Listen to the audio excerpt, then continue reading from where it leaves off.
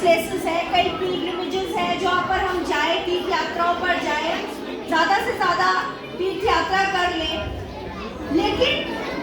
जब रामायण हम पढ़ते हैं तो हम कई बार एक चीज़ सोचते हैं कि कितने संत, कितने तपस्वी, जिसमें कि एक नाम बहुत मेन कैरेक्टर शबरी जी का भी आता है। शबरी जी सब जानते हैं ऋषि मतंग की शिष्या थी और उनकी गुरुवाणी ही ऐसी थी, उन लोगों के गुरु ही जब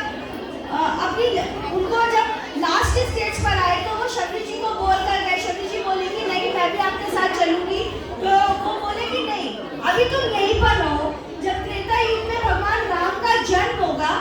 तो तुमको भगवान दर्शन देने आएंगे यहीं पर। तो एक गुरु की कही हुई वाणी पर कहते हैं कि जब उनके गुरु ने उनको ये बात कही थी तब उनकी अवस्था बहुत छोटी अवस्था थी, बहुत बाल्यावस्था की थी वो, और जब भगवान के उनको दर्शन हुए तो वो काफी बहुत व्रत हो गई थी। उतना समय सिर्फ एक उस गुरु की बात को लेकर वो निरंतर मतलब हर एक भगवान की प्रतीक्षा करती रही कि वो समय कब आएगा जब भगवान राम का अवतार होगा, जब भगवान मुझे दर्शन देने आएंगे। क्योंकि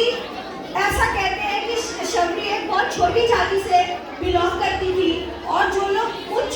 जाति के थे वो उनको इस बात की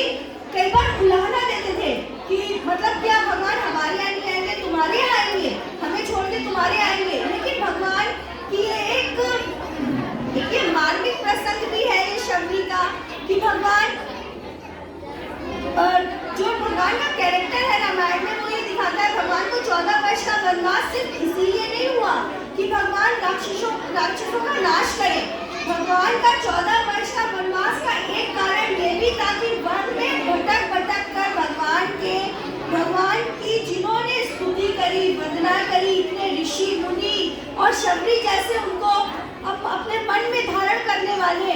उनके श्रद्धालु गणों को वो भगवान खुद दर्शन देने वहाँ पर पहुंचे। तो रामायण में ये भी एक बहुत बड़ा चरित्र है शबरी जी का। इसमें एक बात और भी बोलूँगा, अभी आपने सोच लीजिए क्या हम कितने ऐसे लोग हैं कि हमारे गुरु हमें बाल्यावस्था में ये कह दे कि राम आएंगे और मैं वृद्ध हो जाऊं पर मेरी एक्सपेक्टेशन टूटे ना।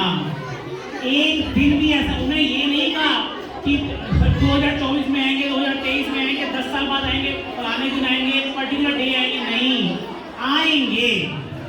सिर्फ एक शब्द गुरु ने कहा, उनके एक शब्द कि राम आएंगे, उन्होंने इस उम्मीद पर अपना पूरा जीवन काल बिता दिया।